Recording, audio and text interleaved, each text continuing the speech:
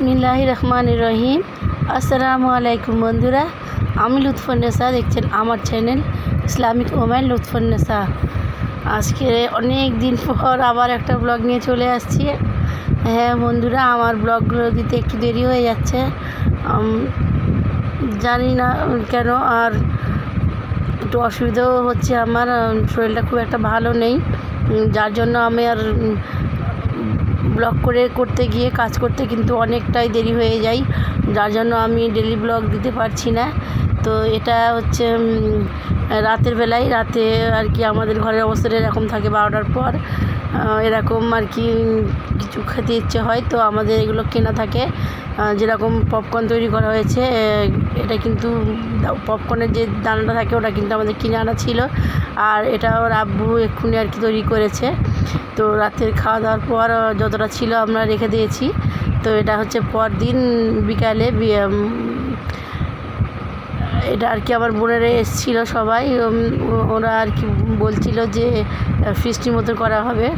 তো ওরা আর কি সব দুপুর পরেই এসেছিলো, খাওয়া দাওয়া করে বিকালে এসেছিলো। তো এসে সবাই মিলে আমরা আর কি নিজেরা, আমার বোনের হাজব্যান্ডরা, ওরা আর কি মুরগি টুরগি কিনে নিয়ে আসলো, আর আমাদেরও বাড়ি থেকে কিছু ময়দা টয়দা কেনা ছিল। তো সবাই মিলে আর কি ফিস্টি করা হয়েছিল, ফিস্টির মতো আর কি মুরগি কষা আর আলু চচ্চড়ি, সঙ্গে গরম গরম লুচি। তো এটা আমার মেজো বোন, কিন্তু মুরগিটা কিন্তু মেজো বোনটা রান্না করবে, আর আমি ওইদিকে আলু চচ্চড়িটা করে নিচ্ছি।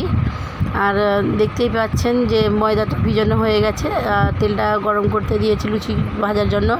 আর এদিকে আমার মেজো বোনটা কিন্তু পেঁয়াজটা আর কি মুরগিটা কষা করার জন্য পেঁয়াজটা ভেজে নিচ্ছিল। কিন্তু ও আর কি, ও যেহেতু এরকম আর কি খেলানো কড়াইয়ের মধ্যে রান্না করে অভ্যস্ত নয়, ও হাঁড়ির মধ্যে রান্না করে।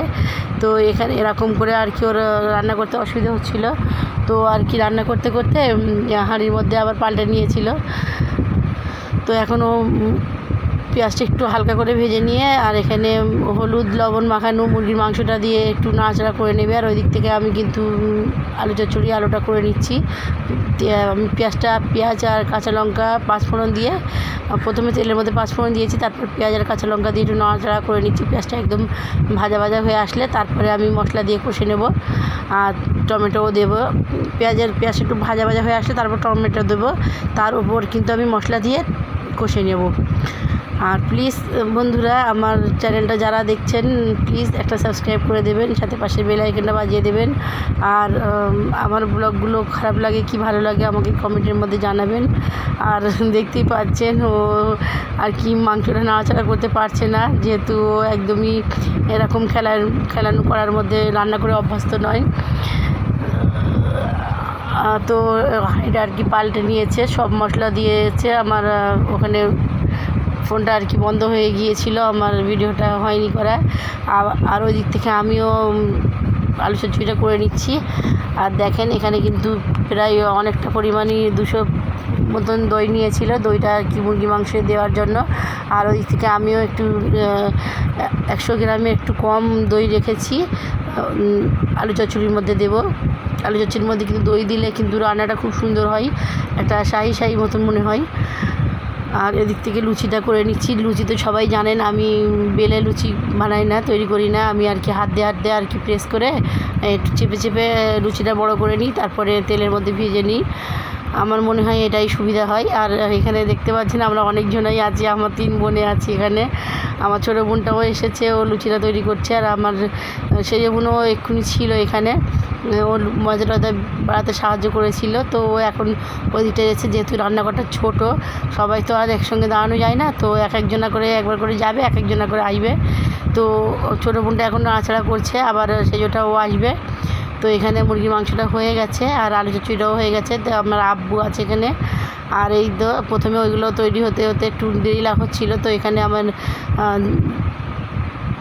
বোনের হাজব্যান্ডদের আর কি একটু চা নাস্তা দিয়েছিলাম ততক্ষণের জন্য আর কি। তো ওরা একটুখানি ওইদিকে রান্নাটা হচ্ছে, তো ওরা একটু রেস্ট নিচ্ছিল। তো আর এখানে বাচ্চারা যখন একসঙ্গে হয় জানেনি তো, ওরাও বলছিল আমরাও ফিস্টি করছি, তো ওরা আর কি দোকান থেকে একটু কিছু কিনে নিয়ে এসে ওরা পার্টি করছিল, বলছিল আমরা নাকি পার্টি করছি। তো বাচ্চাদের তো ওরকমই, ওরা যেটা দেখে বড়দের সেটাই শেখার চেষ্টা করে। আর এখানে রান্না হয়ে গেছে, তো আমার ছোটো বোনটা আর কি ও খুশিয়ে দিচ্ছে সব কিছু। আর এখানে মেজোটা সালাদ কেটে নিচ্ছে, আর সেজোটাও তো ওইদিকে বাচ্চাদের দেখছে। তো এই তো দেখেন আমাদের খাওয়া দাওয়া শুরু হয়ে গেছে। আর এখানে আমি লুচি ভাজছিলাম, তো আমার এখানে আর কি দেখা হয়নি, আর আমার বোনেরা তো নতুন মানুষ, ওরা তো জানে না। তো এখানে আমি একটা বড় ডিশ দিতে ভুলে গেছি, আর আমি খেয়ালও করিনি এদিকে। তারপরে আমি ভিডিওটা যখন দেখছি তখন ভাবছি যে এরকম করে দেওয়া হয়েছে, তো ছেলেটা আমার দেওয়া হয়নি, আমার ভুল হয়ে গেছে। আর এই তো সালাদ কেটে নেওয়া হয়েছে, তো সবাই মিলে এখন খাওয়া দাওয়া হচ্ছে। এখানে আমার জামাইও আছে, কিন্তু যেহেতু উনি জানে না ভিডিও করি, তো উনি এদিকে আছে, আর ভিডিওটা কিন্তু ভিতর থেকে হচ্ছে। আর ছেলেদের খাওয়ার পর কিন্তু আমরাও খেতে বসে গিয়েছি। আমরা সবাই আছি এখানে, আমার মা আছে, আমরা 4 বোনে আছি, আমার বোনের মেয়ে আছে, আমার মেয়ে আছে, সবাই আছে একসঙ্গে। কিন্তু খুব ভালো লাগে এরকম একসঙ্গে কোনো কিছু করতে। তো এতক্ষণ পর্যন্ত আমার ভিডিওটা যারা যারা দেখছেন দোয়া করবেন আমার জন্য, আর আমারও দোয়া রইল যারা আমার এতক্ষণ পর্যন্ত ভিডিওটা দেখছে সবার জন্য আমার দোয়া আর ভালোবাসা রইল। তো কমেন্টের মধ্যে জানাবেন, একটা লাইক দিয়ে দেবেন।